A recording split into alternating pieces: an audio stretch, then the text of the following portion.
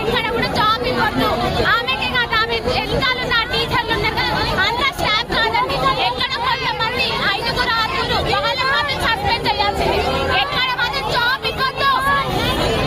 అరాచకాలకు మేమందరం బాధపడుతున్నాం. ఆమెకు బానిసలాగా అయిపోయినాం మేము కాలేజ్ లో అంతా.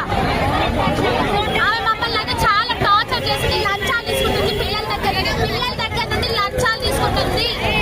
ఏ రూపకంగా తీసుకుంటుంది? ఎగ్జామ్